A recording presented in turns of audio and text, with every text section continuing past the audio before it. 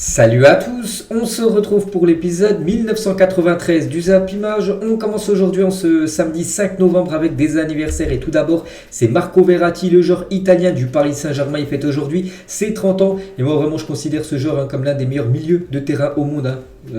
Déjà depuis quelques saisons, un bon anniversaire à lui, une petite photo de Verratti les gars en 2012, 10 ans plus tard, toujours joueur du PSG. On peut voir bien sûr qu'il a un peu mûri, son visage bien sûr a changé vu qu'il a pris de l'âge. Un bon anniversaire à Verratti et on peut voir sinon tous les autres joueurs qui fêtent leur anniversaire aujourd'hui. Il y a par exemple un autre italien, Wilfried Gnonto, le joueur de Leeds United, il fête aujourd'hui seulement ses 19 ans, ou le défenseur de l'équipe de Arsenal, Tomiyasu, qui fête aujourd'hui ses 24 ans. On va parler de ce qui s'est passé hier soir. Hier soir c'était vendredi, il y avait quelques matchs dans les gros championnats européens et tout d'abord en France les gars, il y avait l'équipe de Troyes contre l'équipe de l'AG Auxerre, score final 1 partout, un but de Ronny Lopez contre un but de Perrin pour cette équipe bourguignonne. Donc voilà les partage des points entre ces deux équipes, bien sûr objectif maintien pour ces deux équipes. On peut voir quand même que l'équipe de l'Estac de Troyes a quand même dominé cette équipe de l'AG Auxerre avec plus de 21 tirs, 6 tirs cadrés mais seulement un but à l'AG Auxerre efficace, 2 tirs cadrés, un but pour les Bourguignons. Et on va parler de Mama Baldé, fait une sacrée saison. N'oubliez pas qu'il avait été double buteur au Parc des Princes la semaine dernière. Bon, il y a eu défaite 4-3 de son équipe, il avait marqué un doublé contre le PSG et hier c'est lui qui délivre la passe décisive pour le but de Ronny Lopez. Et ses stats cette saison, c'est 14 matchs, 8 buts et 3 passes décisives, vraiment des très très belles stats pour l'attaquant Mama Baldé. Et toujours avec cette équipe de 3, donc ils sont vaincus depuis 6 matchs à domicile en Ligue 1. Donc une victoire et 5 matchs nuls, une première depuis novembre 2006 et février 2007 où ils avaient enchaîné 7 matchs sans perdre, donc voilà, ça se passe plutôt bien actuellement pour cette équipe de 3. On parle bien évidemment à domicile et toujours sur cette rencontre on va parler cette fois-ci côté AG Auxerre. Donc 3 de ces 6 derniers buts de l'AG Auxerre en Ligue 1 ont été inscrits à partir de la 85e minute de jeu. Donc l'AG il croit toujours jusqu'au bout bien sûr, comme là ça a été un but inscrit à la 88e minute, souvent ils sont buteurs en toute fin de match à cette équipe de l'AG Auxerre. Et du coup ce classement, donc l'équipe de 3 est actuellement 12e et l'équipe de l'AG Auxerre 14e de ce championnat de Ligue 1. Donc le reste des matchs bien sûr c'est ce week-end. Direction l'Allemagne, il y avait le Borussia Gladbach contre l'équipe de Stuttgart et c'est Gladbach qui s'imposait 3-1 dans cette rencontre. On peut voir que Marcus Thuram a inscrit un but, l'attaquant français. On peut voir les statistiques de la partie. Marcus Thuram a inscrit 4 buts lors de ses 4 derniers matchs, ça se passe plutôt bien, il marque des points avant la liste de Didier Deschamps. N'oubliez pas, c'est mercredi prochain que Deschamps dévoilera sa liste pour la future Coupe du Monde. Direction l'Espagne, il y avait Gérone contre l'équipe de Bilbao et Gérone les gars, après le match nul obtenu à Madrid il y a quelques jours, ils ont gagné cette fois-ci contre Bilbao. Demain, hier, on peut voir les buteurs du match, tout s'est décanté en deuxième période à partir de la 67e minute, en l'espace de à peu près 12 minutes, les 3 buts ont été inscrits dans cette rencontre. Et on peut voir les statistiques du match, donc c'est une victoire plutôt logique et méritée quand même pour cette équipe promue de Gérone, plus de 10 tirs cadrés pour cette équipe, pour au final 2 buts. Il y avait aussi en Italie Udinese contre l'équipe de Lecce, score final 1 partout entre ces deux équipes. On peut voir les 2 buteurs du match, on peut voir les statistiques de la partie. Dommage pour Udinese, ils auraient peut-être mérité la victoire. Et on va juste parler du champion du monde français Samuel Umtiti. Il a joué avec l'équipe de Lecce, il est sorti sur blessure avec Lecce. Le champion du monde est touché au dos, donc il a joué 56 minutes, donc il a commencé titulaire et il s'est blessé au dos tout simplement, Samuel Umtiti. Donc on lui envoie bien sûr beaucoup de force. Le programme aujourd'hui dans les gros championnats européens, tout d'abord en Italie. Donc regardez cette magnifique journée. Donc on peut voir un énorme match, c'est simple. Le premier contre le deuxième, l'Atalanta Bergame contre l'équipe de Naples. Donc c'est ce soir à 18h. Une petite info concernant ce joueur que je parle beaucoup les gars, c'est Kvaratskhelia. Donc va rater le choc face à l'Atalanta à cause de douleurs lombaires. Donc d'après Di Marzio, il devrait être forfait, ce joueur les gars, qui performe énormément du côté de Naples. Donc ça c'est bien sûr un coup dur. Pour l'équipe napolitaine, on peut voir le programme du côté de la première ligue. City cet après-midi les gars reçoit l'équipe de Fulham, Everton reçoit l'équipe de Leicester, donc voilà les autres grosses équipes anglaises joueront demain. On peut voir aussi le programme en Bundesliga, Dortmund Bochum, on peut voir Francfort ira défier l'équipe de Augsbourg, l'équipe de Leipzig ira défier l'équipe de Hoffenheim qui a le Bayern que j'ai cherché, jouera cet après-midi Hertha Berlin. En France les gars, donc déjà il y a une journée de Ligue 2 On peut voir que par exemple Nîmes contre Bordeaux, dans Saint-Etienne ne joue pas aujourd'hui, doivent jouer normalement lundi soir. Et on peut voir en Ligue 1 les gars, l'AS Ajaccio contre Strasbourg et Angers contre Lens. Voilà le programme aujourd'hui dans notre championnat de Ligue 1 et en Espagne pour finir le Tour d'Europe. Donc en gros ça affiche, c'est ce soir, c'est le Barça qui reçoit l'équipe de Almeria au Camp Nou et on va parler de ce match, on va parler de ce match spécial pour un joueur les gars, pour Gérard Piqué, parce qu'on sait qu'il a annoncé sa retraite il y a quelques jours et que ce match ce soir sera le dernier de sa carrière du côté du FC Barcelone. Donc un ultime baiser en gros tout simplement en une journal Modo Deportivo pour Gérard Piqué.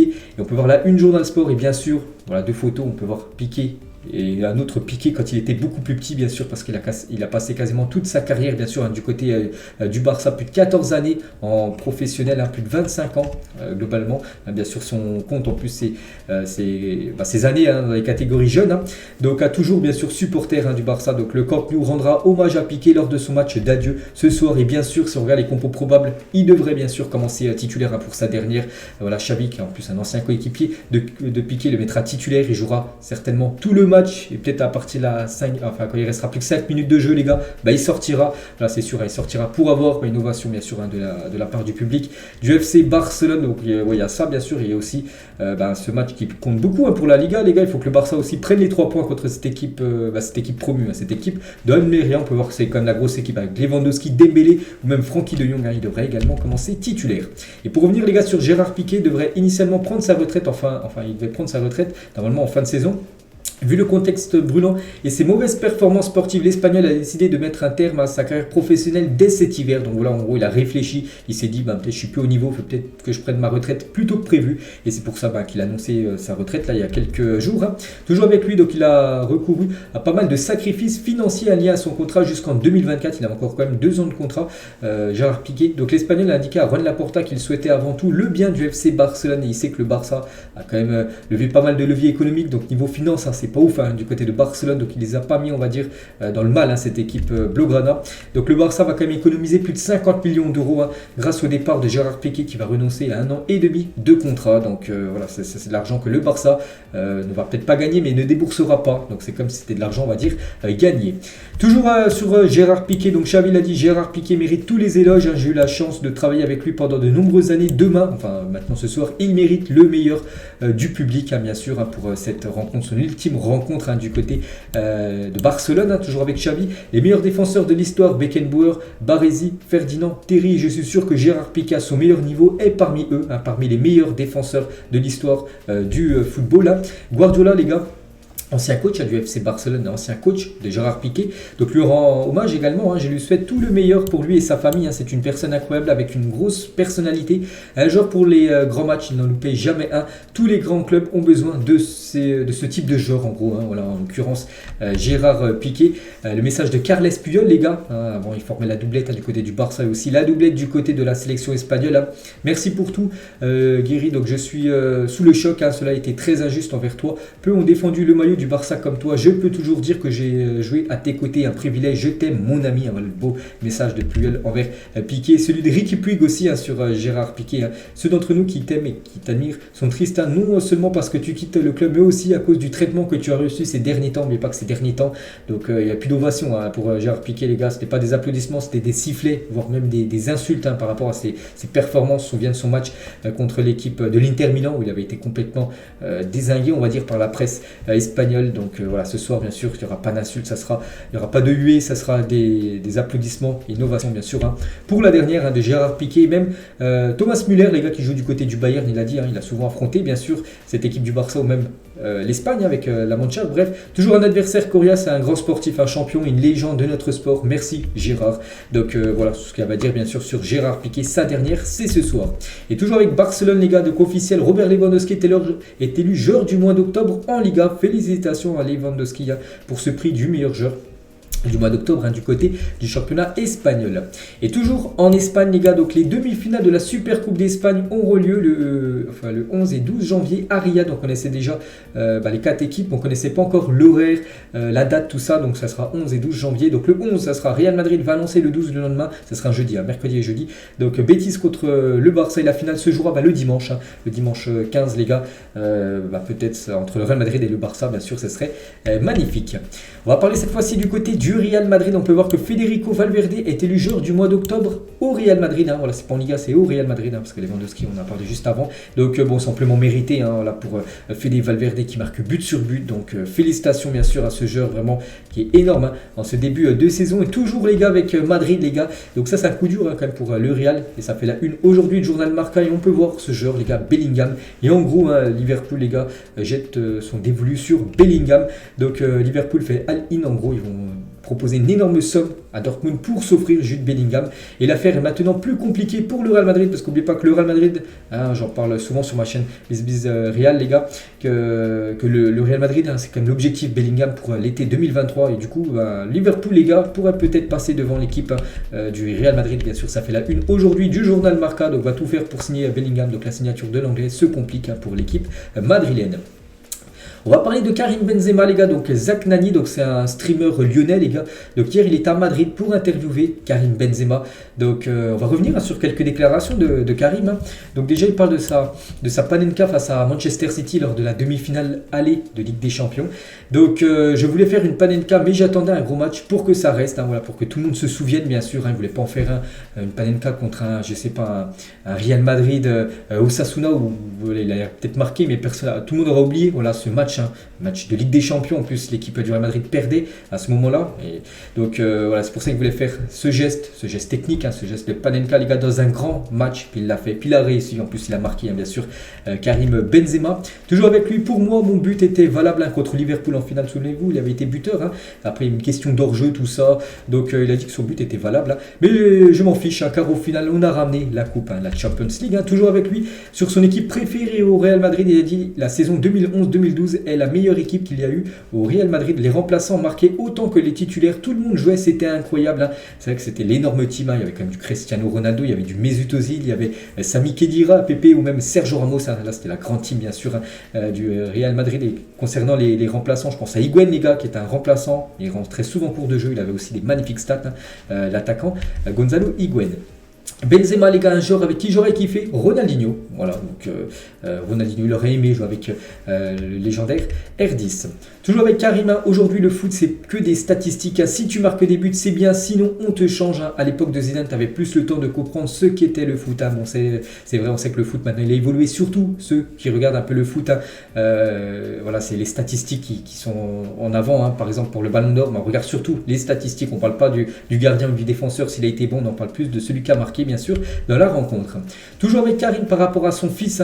Donc mon fils il a 5 ans, il est déjà super fort. Il marque plein de buts, mais moi je lui apprends à faire des contrôles. Il peut marquer plein de buts tant que les contrôles ne sont pas bons, c'est pas bon. Je lui apprends le football, voilà, football simple, comme le fait bien sûr Karim Benzema chaque week-end. Donc voilà ce qu'il peut dire sur son fils. Je crois qu'il s'appelle Ibrahim, peut-être futur, pourquoi pas, footballeur. Toujours avec Karim sur le match face au Paris Saint-Germain en Ligue des Champions. Je savais que j'allais faire gagner mon équipe face au PSG. Du coup, il avait fait très mal à cette équipe parisienne. On se souvient bien sûr qu'il avait, je crois, inscrit un triplé bien sûr lors du match retour. Benzema les gars sur Léo Messi, donc on peut pas le critiquer. Celui qui critique Messi c'est qu'il a rien compris au foot. Et Zach, celui qui l'a interviewé, le meilleur de tous par rapport à Messi, il a dit clairement c'est le meilleur joueur de l'histoire. Voilà pour Benzema, malgré qu'il a évolué avec Cristiano Ronaldo, il n'a jamais évolué avec Léo Messi, mais il dit que Léo Messi c'est le meilleur joueur de l'histoire du football. Toujours avec Karim à la Coupe du Monde qui commence dans à peu près une quinzaine de jours. Donc c'est tout un collectif. Je vais faire de mon mieux pour faire gagner mon équipe pour aller le plus loin possible. Là c'est vraiment un gros objectif pour Karim, c'est peut-être son prochain objectif là. Donc c'est remporter la Coupe du Monde. Ce serait bien sûr énorme qu'il puisse mettre ce titre dans ce palmarès, bien sûr déjà énorme pour Karim tout simplement. Toujours avec lui, j'ai laissé une belle image à Lyon et elle ne doit pas bouger, ça doit rester comme ça. J'ai fait ce que j'avais à faire là-bas. Si je peux revenir un jour travailler à Lyon, c'est avec plaisir, mais pas en tant que joueur. Donc voilà, là il ferme la porte d'un retour à Lyon en tant que joueur. Donc on pense tout simplement quand il arrêtera du côté du Real Madrid. N'oubliez pas qu'il a un contrat là jusqu'en 2023 en fin de saison, mais il devrait prolonger jusqu'en 2024. Je pense que quand il arrêtera le Real Madrid les gars, il prendra certainement sa retraite. Voilà, il le dit qu'il ne reviendra pas en tant que joueur parce qu'il a déjà laissé une belle image à Lyon. Il ne veut pas tout tout mettre flou, tout ça en gros, il veut pas revenir sur ça. Donc peut-être après voilà, devenir entraîneur de Lyon dans le futur, ça bien sûr, c'est quelque chose qu'il peut faire. Hein. Mon but le plus marquant de ma carrière était celui avec l'Olympique Lyonnais face à Rosenborg en Ligue des Champions. Voilà ce qu'il a pu dire hier. Hein. Karim Benzema, le peuple, hein, le ballon d'or du peuple, il a dit, hein, ça désigne mon parcours pour les jeunes, pour ma famille et mes fans, hein, parce que je sais que c'est difficile et qu'ils me soutiennent dans les mauvais moments. C'est que Karim Benzema n'a pas toujours eu le succès comme il l'a là ces derniers temps avec le ballon d'or, les Ligues des Champions. On se souvient qu'il a vécu quand même des périodes compliquées. Il y a une saison, hein, du côté du Real Madrid, je sais plus, je crois que c'était en 2016-2017, il avait inscrit 5 buts les gars, 5 buts en 38 matchs de Liga. Là, il était critiqué, il jouait pas en plus en équipe de France avec toutes les affaires qu'il y avait autour de lui. Donc il a dit que voilà, il y a comme beaucoup de monde qui le soutenait, puis là il est revenu au top, hein, c'est le Karim Benzema Prime, hein, la preuve, il a remporté le ballon d'or. Il a dit, hein, jamais de la vie je serai consultant, hein, les consultants on en connaît plein, hein, comme Daniel Riolo, Jérôme Roten, tout ça, jamais il sera consultant, voilà ce qu'il a pu dire, hein, Karim Benzema. Super Sunday, donc super dimanche les gars, regardez comme le programme demain, hein. Il y a un beau Chelsea, Arsenal, un Tottenham, Liverpool, un AS Roma, Lazio, il y a aussi un Juventus contre l'équipe de l'Inter Milan au programme demain. Donc on va se régaler bien sûr demain dimanche. Hein. On va parler de ce match Juventus-Inter. Hein. Et la Juventus portera un maillot spécial avec un sponsor Avengers face à l'Inter Milan. Donc voilà ce maillot, hein, Jeep, tout ça, mais on rajoute Avengers en dessous de Jeep. Hein. Ce sera un maillot spécial bien sûr lors de cette rencontre demain contre l'Inter Milan. Toujours avec les maillots, on peut voir voici le maillot du PSG, le 4e maillot du Paris Saint-Germain qui devrait sortir normalement janvier prochain. Donc bon, c'est pas encore officiel, mais voilà, quand je vous montre des maillots qui fuitent, hein, c'est souvent ceux-là après qu'ils venaient d'être officiels. Bref, il devrait être de couleur noire avec des traits de couleur or en gros, hein, ce 4e maillot, hein, de l'équipe parisienne. La Coupe du Monde, les gars, c'est dans exactement 15 jours, hein, le 20 novembre. On peut voir par exemple la première affiche, n'oubliez pas, c'est le Qatar contre l'Équateur dans le groupe A. Le match dimanche à 17h, hein, l'horaire, on peut voir où ça sera diffusé sur quelle chaîne, hein, donc, sur TF1 par exemple, le match d'ouverture. Hein. Et sinon, si vous avez Beansport, les gars, tous les matchs seront sur Beansport. Hein, vraiment, ils retransmettent tous les matchs, hein, que ce soit les matchs de poule jusqu'à la finale. Et sinon, TF1, on peut voir voilà, les matchs qui seront diffusés sur TF1. En gros, les plus belles affiches, hein, on peut voir, je sais pas, je prends au pif. Hein. La France, bon, c'est normal, ils vont diffuser tous les matchs de la France. En Argentine, Mexique, hein, ils vont diffuser l'Espagne contre l'Allemagne, Pays de Galles contre l'Angleterre, ou je sais pas, je prends encore au pif, Japon contre l'Espagne, voilà quelques affiches, hein, que j'ai sélectionnées. Donc voilà, la Coupe du Monde, les gars, c'est imminent. Et concernant la France, les gars, le premier match, hein, ça sera contre l'Australie, c'est le 22 novembre. Voilà, donc 2 jours après le début, bien sûr, de la Coupe du Monde. Et officiel, les gars, Canal+ rediffusera les chaînes du groupe TF1 dès lundi. Ça, c'est une bonne nouvelle, là, parce que depuis quelques temps, Canal+ ne diffusait plus TF1, parce qu'il y avait un désaccord entre le groupe TF1 et le groupe Canal. Une bonne nouvelle pour les fans de football, hein, qui n'ont pas béni à 2 semaines de la Coupe du Monde. Du coup, voilà, ils pourront bien sûr suivre les matchs sur TF1, ceux qui sont sur Canal+. Igor Tudor, les gars, sur Dimitri Payet, il revient sur le match perdu contre Tottenham. Il parle de Payet, hein, qui n'a pas fait rentrer en cours de jeu. Je pense que j'ai fait une erreur, hein. Je pense que Payet aurait dû jouer au moins un quart d'heure en fin de match. Hein. C'est le travail d'un coach. Hein. On fait tous des erreurs. Mettre Suarez à la place de Payet, j'aurais pu faire un changement différent. C'est vrai que Suarez, il n'a rien apporté. Luis Suarez qui a remplacé, je ne sais plus c'était qui qui avait sorti en fin de match. Mais voilà, Payet, je pense dans ce match-là, ça aurait été un joueur très utile. Hein. Mais bon, voilà, Igor Tudor ne l'a pas fait rentrer. Et ça, bien sûr, ça pose énormément un gros problème, hein, du côté de Marseille, parce qu'on sait ce que ça donnait à la fin du match. Hein. Et Payet, les gars, sur son statut actuellement de remplaçant, je ne vois pas pourquoi j'irais discuter avec les dirigeants concernant mon statut. J'ai toujours travaillé pour reprendre ma place et je ne vais pas aller me plaindre. Si je suis décisif, le coach me fera jouer. Une place dans le 11 se gagne par des actes. Hein. Mais bon, voilà, par des actes, c'est bien, mais il faut que ton coach, hein, te fasse jouer pour que tu montres bien sûr que tu es meilleur que les autres. Et si tu es tout le temps sur le banc, tu ne peux pas prouver bien sûr que tu mérites ta place dans le 11. Paul Scholes, les gars, sur la tactique de Erik ten Hag hier. Donc c'était la Real Sociedad contre Manchester United. Hein, j'ai dit Manchester United a gagné 1-0, mais ils ont été totalement dominés. Hein, je crois qu'ils ont fait 4 frappes, une frappe cadrée, un but. Hein, vraiment efficacité, alors que la Real Sociedad a beaucoup de tirs, tout ça. Il y a eu un énorme match de David Herrera. Donc Paul Scholes a dit la tactique c'était de balancer devant pour récupérer des seconds ballons. Mais pour moi, c'est digne de la Ligue 1 ou de la Ligue 2. Donc en gros 3e ou 4e division anglaise. Hein. C'est peut-être un manque de respect tout simplement. Voilà ce qu'a proposé Manchester United. Bon, ils s'en sortent bien parce qu'ils ont gagné le match. Mais voilà, en gros, c'était du district à Manchester. Hein. Jeudi soir, s'envoyer le ballon devant, puis avec un peu de chance récupérer le ballon. Puis ils ont eu un peu de chance vu qu'ils ont gagné le match. L'Atlético Madrid, les gars, souhaiterait se séparer de 4 joueurs dès cet hiver. Donc Félix, hein, Je pense que Félix Léga quittera le club. Lui veut quitter le club et l'Atlético le met en vente. Thomas Lemar, Carrasco et Rodrigo De Paul, c'est quand même 4 joueurs quand même importants de l'Atlético et il pourrait changer de club là dans quelques semaines. Le ministère, au Qatar, voilà, par rapport à cette Coupe du Monde, les gars. Donc il a dit la climatisation ne sera quasiment pas utilisée dans les stades au Qatar. En Europe, des stades sont chauffés en hiver, ça pose aucun problème. Alors pourquoi notre climatisation pose problème, sachant que son impact sur l'environnement est plus limité, voilà ce qui se dit, bien sûr, parce que le Qatar est beaucoup critiqué, voilà, sur beaucoup de choses, par rapport à la construction des stades, aussi par rapport que les stades seront climatisés, ça coûte bien sûr très très cher et c'est pas du tout bon pour la planète de climatiser un énorme stade. Donc il dit en gros qu'en Europe, il y a des stades quand même qui sont chauffés, donc ça pose pas problème en Europe, mais ça pose problème au Qatar. Et toujours avec le ministre des Affaires étrangères du Qatar, il y a beaucoup d'hypocrisie dans ces attaques pour boycotter la Coupe du Monde. La réalité, c'est que 97% des tickets ont déjà été vendus, quasiment tous les tickets sont vendus, les gars. Et parmi les 10 pays qui ont acheté le plus de billets, on trouve des pays européens qui critiquent beaucoup le Qatar, comme la France. Voilà ce que peut dire le ministre des Affaires étrangères par rapport à tous ceux qui demandent de boycotter cette Coupe du Monde. Et toujours avec cette Coupe du Monde, donc le ministre des Affaires étrangères, toujours la personne que je montre avant, du Qatar, a confirmé que des gradins ainsi qu'un stade entier sera offert à d'autres pays après la Coupe du Monde. Objectif éviter l'abandon des infrastructures après la compétition, comme a pu être le cas lors de précédents tournois comme les JO ou Coupe du Monde. Des pays ont construit, on va dire, des stades seulement pour une grande compétition, puis après il se passait plus rien, puis du coup le stade est à l'abandon. Et du coup, par exemple, ce stade là qui a été fait au Qatar, donc celui-là sera tout démonté, les gars, et sera offert gratuitement à notre pays. Je ne sais pas c'est lequel autre pays, les gars, qui aura ce stade offert tout simplement par le Qatar. Donc voilà quelques infos tout simplement sur cette Coupe du Monde. Les clubs avec le plus grand nombre de qualifications, 8e de finale de Ligue des Champions au 21e siècle, et le premier, c'est le Real Madrid. De toute façon, ils sont toujours qualifiés. Le Real Madrid, les gars, 23 qualifications en 23 ans, depuis 2000, l'année 2000, donc carton plein pour le Real Madrid. Le Bayern, 21 qualifications, le Barça, 19 qualifications, donc, dont 2 loupés, là, les 2 dernières saisons. Arsenal, on peut voir Chelsea, on peut voir aussi Porto, 14 qualifications. Le PSG, les gars, c'est 11 qualifications depuis l'an 2000. Les crampons de Léo Messi pour la Coupe du Monde, voilà les crampons spéciaux faits par Adidas, cette marque allemande, pour Léo Messi. Ce sera des crampons de couleur or, voilà, Adidas, bien sûr, les 3 bandes, voilà, pour la Pulga lors de cette Coupe du Monde. Il y a 5 ans, jour pour jour, c'était un 5 novembre.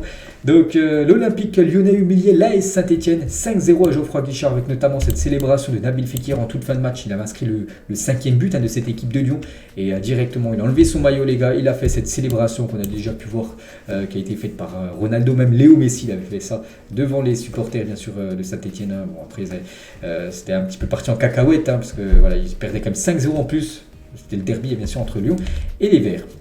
On va parler de Amin Salama, évolué avec Montrouge, donc une équipe de R1 jusqu'à la fin de l'année 2021, là, il y a à peu près 11 mois. Auteur d'un bon début de saison avec Angers, il est pré-convoqué avec le Maroc pour participer à la Coupe du Monde. Incroyable montée en puissance en quelques mois de ce joueur que personne connaissait, et ceux qui suivent le championnat de Liga maintenant commencent à connaître. Amin Salama, les gars, donc il joue en R1 là, il y a un an à peu près, et là il pourrait peut-être jouer la Coupe du Monde avec la sélection marocaine dans quelques jours. Minson a subi 4 fractures distinctes à l'orbitre de l'œil. Son intervention chirurgicale a été avancée aujourd'hui pour maximiser ses chances d'être apte pour la Coupe du Monde. Vous savez qu'il va se faire opérer parce qu'il a eu un contact avec Chancel Mbamba, et du coup il va se faire opérer là certainement aujourd'hui pour qu'il soit rétabli au plus vite, bien sûr, pour être disponible avec la Corée pour disputer la Coupe du Monde. Magnifique fresque de Sadio Mané, la superstar du côté du Sénégal. Magnifique fresque, très bien réalisée, vraiment au top. On va parler de Lucas Hernandez, et ça c'est une très bonne nouvelle pour l'équipe de France. Il est de retour dans le groupe du Bayern Munich aujourd'hui pour le match de bon augure pour lui à 5 jours de la liste de Deschamps. Un petit rappel, les gars, il n'a plus joué avec l'équipe du Bayern depuis mi-septembre. Ça fait quasiment 2 mois qu'il n'avait pas joué à cause d'une blessure tout simplement. Puis là il va jouer normalement cet après-midi, donc ça bien sûr c'est une très bonne nouvelle pour le Bayern, aussi pour l'équipe de France, vu que mercredi c'est la liste. La France toujours creuse l'écart avec ses concurrents au classement UEFA. Vous savez que la France a pris beaucoup de points parce que la semaine a été plutôt bonne, à part l'élimination de Marseille. Tous les autres clubs sont qualifiés et on peut voir que la France, donc toujours 5e, pour revenir sur les 4e c'est compliqué, mais surtout on creuse l'écart avec les Pays-Bas, 59 497 points pour la France, et les Pays-Bas 56 700 points. Donc après voilà, devant ça bouge pas, toujours l'Angleterre devant l'Espagne, Allemagne et l'Italie. Et toujours avec cette saison, on va dire, de Champions League, il y a un résultat des 5 équipes, enfin des équipes des 5 grands championnats en phase de groupe. Donc on peut voir les clubs anglais, allemands, italiens, français et espagnols. Donc en France, on peut voir 6 victoires, 2 nuls et 4 défaites. Donc là, on parle bien sûr de la Ligue des Champions. Bon, après, en Angleterre, c'est 16 victoires. En Allemagne aussi, c'est 16 victoires. En France, c'est seulement 6 victoires. N'oubliez pas que les clubs français, il y en a seulement 2 qui étaient qualifiés, alors qu'en Angleterre, en Italie ou même en Espagne, bien sûr, il y avait 4 équipes qualifiées. Neymar n'a Dieu que pour Vini Junior, les gars, voilà, un grand fan à Neymar. Regardez ce qu'il a pu mettre sur sa dernière story Instagram. Une photo de lui avec le maillot de Vini Junior, son compatriote brésilien. Donc une petite photo, une petite info concernant Neymar. Jérôme Roten, les gars, sur le Paris Saint-Germain, il a dit cette deuxième place c'est catastrophique car tu vas jouer automatiquement une équipe très forte. N'oubliez pas que le tirage au sort c'est après-demain. Le premier bilan qu'on peut faire, c'est que dès que le niveau s'élève, ce PSG concède trop d'occasions. Il y a un manque qui est avant tout collectif. Bon, après moi je suis comme d'accord en gros avec lui, parce que quand il dit que le PSG prend trop d'occasions, trop de buts, c'est vrai, on peut voir que le PSG a concédé bien trop de buts sur ces dernières semaines, les gars. Donc ça passe en championnat, ça passe en phase de poule de Ligue des Champions, mais lors des matchs élimination directe contre un Bayern Munich ou un Manchester City, ça passera pas de nouveau pour l'équipe parisienne. Un supporter nantais a ramené un siège de son déplacement en Grèce pour le match face à l'Olympiakos. Vous savez que Nantes s'est imposé 2-0, c'était avant-hier, et un supporter nantais, je sais pas, il a arraché le siège, j'en sais rien, il l'a ramené chez lui à Nantes. Voilà, une petite info concernant cette info insolite. On a Emery, les gars, nouveau coach de l'équipe de Aston Villa, a annoncé en conférence de presse qu'il était en train d'améliorer son anglais en regardant la série Peaky Blinders en version originale. Cette série que je conseille, moi j'ai déjà vu, j'ai tout vu, toutes les saisons bien sûr, magnifique série. Et en gros, il la regarde en anglais pour finir, on va dire, son anglais, parce que vous savez qu'il c'est un entraîneur espagnol. Puis là, il retourne du côté de l'Angleterre pour entraîner Aston Villa. Il avait déjà entraîné une équipe anglaise dans le passé, Arsenal. Si vous ne pouviez choisir qu'un seul pour l'équipe de France, Kolo Muani ou Martin Terrier, plus de 13 000 votes sur le Twitter Footballlog. Et on peut voir que la plupart, et même moi j'ai mis Martin Terrier, les gars, une préférence là, pour Terrier. Et concernant Ramos, doit-il être appelé avec l'Espagne pour jouer la Coupe du Monde, oui ou non? Quasiment 6 000 votes. Et la plupart ont mis oui, bien sûr. Sergio Ramos doit être appelé pour l'Espagne, bien sûr. Ça sera un joueur avec beaucoup d'expérience, bien sûr, dans cette sélection espagnole s'il est convoqué. Le directeur du tourisme de la région d'Åland en Suède s'est plaint sur LinkedIn qu'à cause d'Erling Haaland, plus personne ne tombe sur son site internet ou ses réseaux puisque toutes les recherches renvoient sur le norvégien. Donc, je ne sais pas si vous avez compris, en gros, c'est une région Åland, les gars. Donc, Åland avec un A, c'est une région comme la Bourgogne ou je sais pas, la Provence. Et du coup, beaucoup de monde cherche Erling Haaland et il y en a qui se trompent, vu qu'Haaland, il y en a beaucoup qui l'écrivent sans les deux A, donc avec un A. C'est pour ça que maintenant, là, ce directeur de tourisme, en gros, son site n'est plus mis en avant, bien sûr, vu qu'il n'y a que des infos maintenant sur le joueur de football, Erling Haaland. Donc voilà une petite info concernant Erling Haaland. On va parler de Riyad Mahrez, les gars. Mon pire souvenir, c'est la défaite contre le Cameroun. Je n'arrive toujours pas à m'en remettre. Le scénario après l'arbitre a joué un grand rôle dans ce match, mais le scénario est incroyable. Bien sûr, c'était lors des qualifications, lors des barrages pour la Coupe du Monde, où le Cameroun, je crois, c'était Toko Ekambi, voilà, je cherchais son nom. Toko Ekambi avait crucifié les Algériens en toute fin de match pour un but et surtout la qualification. Dembélé, les gars, sur son premier salaire, j'ai tout donné à mes parents pour les joueurs qui viennent de quartier HLM. On a grandi dans le partage, c'est logique de partager ton premier gros chèque avec eux parce qu'ils ont toujours été là pour toi. Donc voilà ce qu'il dit, son premier gros chèque en tant que footballeur, il a tout donné à ses parents. Mike Maignan au charbon, bien sûr, objectif, être dispo pour jouer la Coupe du Monde à Mike Maignan, parce qu'on sait qu'il il y a certains pour cette Coupe du Monde, on ne sait pas s'il sera là ou non. Donc au charbon, au travail, bien sûr, pour essayer d'être disponible et être dans la liste de Deschamps. Et toujours avec cette Coupe du Monde, vous savez que cette Coupe du Monde, c'est une hécatombe niveau blessure. Donc la liste des joueurs potentiellement absents de la Coupe du Monde, donc il y en a où c'est sûr, Pogba, Kanté, Werner, James, Jota, Wijnaldum, mais Araujo, c'est une croix. Araujo, c'est pas sûr, Araujo, il y a peut-être moyen qu'il la joue, cette Coupe du Monde. Et il y en a, on ne sait pas encore, un certain Mike Maignan, Sané, Walker, Chilwell, Dybala, Son, Lukaku, Neuer ou même Richarlison. Donc voilà, pour l'instant, les joueurs très incertains ou sûrs qui ne sont pas là, bien sûr, pour cette Coupe du Monde. Eux seront à la Coupe du Monde, les gars, hein, du côté de la France, l'autre du côté du Maroc. Hein. Kylian Mbappé et Achraf Hakimi, voilà la dernière photo en gros que Kylian Mbappé a publiée sur son compte Instagram, bien sûr. Hein, on sait que c'est des grands copains, Mbappé et le joueur marocain. Et toujours avec Mbappé aussi, il a publié une photo de Federico Chiesa qui a fait son retour avec la Juventus. Hein, c'est contre le PSG. Welcome back, hein, bien sûr, l'immense respect entre ces deux cracks du football, hein, parce que Chiesa, les gars, il est absent depuis janvier, donc là il est revenu, c'est bien de le revoir sur les pelouses. On sait que c'est un immense talent italien. Et à la fin du match, hein, entre la Juventus et l'équipe parisienne, il y a eu échange de maillot entre Mbappé et Chiesa. Toujours avec le PSG concernant ce match face à la Juve, hein, donc l'UEFA a décidé d'ouvrir une procédure disciplinaire contre le PSG après utilisation d'engins pyrotechniques et lancement d'objets lors du match face à la Juventus. Donc voilà, le PSG pourrait de nouveau être sanctionné financièrement et peut-être, je sais pas, à huis clos, on ne sait pas, hein, parce que voilà, des fois ils sont à huis clos, bien sûr, les tribunes du côté de Paris, on verra les gars, ça sera quoi la décision de l'UEFA. Romario, après le sacre de champion du monde du Brésil en 1994, hein, il revenait au pays bien sûr, et ils avaient cette Coupe du Monde remportée bien sûr, hein, c'était contre l'Italie, ils avaient gagné lors de la séance de tir au but, hein, cette équipe brésilienne qui avait joué 4 ans plus tard, une autre finale de Coupe du Monde, cette fois-ci perdue contre la France, ils avaient joué encore une autre 4 ans après, en 2002, cette fois-ci remportée contre la Mannschaft. Lors de Paris FC Bordeaux, donc c'était hier, l'arbitre Colin n'a pas dirigé la seconde période car il était blessé, l'arbitre du match. Hein. Donc comme il n'y avait pas de quatrième arbitre, son remplaçant a été trouvé dans le public. Hein. Donc Enach, qui officie comme assistant national, a pris la suite sur la touche. Donc voilà une petite info complètement insolite. Zakaria Abou Kal, donc c'est un joueur marocain, sur le choix de son numéro à Toulouse, donc il porte le numéro 6, il a dit: je joue avec le numéro 6 parce que les numéros 6 sont souvent des joueurs lents, donc mes adversaires pensent que je suis lent. Après bon, je connais pas s'il est lent ou rapide, hein, ce joueur, et voilà, c'est stratégique, hein, ce numéro pour lui, hein, comme ça bien sûr les joueurs et ses adversaires disent qu'il avance pas trop, alors que d'après peut-être ses propos, hein, c'est peut-être une fusée. Toni Kroos, si je dois choisir un coach parfait pour mon jeu, c'est Guardiola. J'ai vraiment apprécié l'année avec lui, j'ai beaucoup appris et progressé, hein, sous l'ère Pep Guardiola quand les deux était du côté du Bayern Munich. Et toujours avec Toni Kroos par rapport au départ de Casemiro, j'ai été surpris, je n'avais vu aucun signe et je ne savais pas ce que les rumeurs donnaient, tout simplement. J'étais un peu triste, hein, parce que tu te souviens de toutes les années passées ensemble, de tout ce qu'on a gagné ensemble sans perdre une finale. Hein. Donc il a pris en gros du jour au lendemain, hein, comme tout le monde bien sûr, hein, le départ de Casemiro pour Manchester United.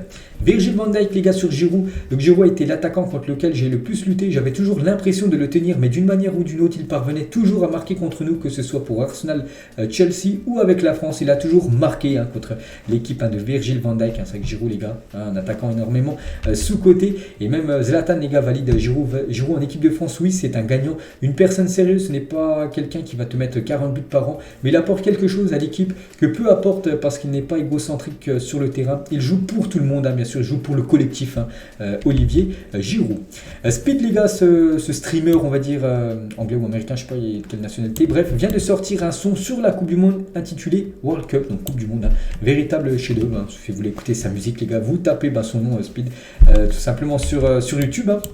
Et on va finir, les gars, cet épisode aujourd'hui avec le duo, les duos de grands attaquants. Donc tout d'abord le duo français, Trezeguet, Henry. On peut voir aussi Cristiano Ronaldo, très grand attaquant. Ou pour finir, hein, bien sûr, peut-être le meilleur numéro 9 de l'histoire pour l'instant. Peut-être ce sera non dans le futur, les gars.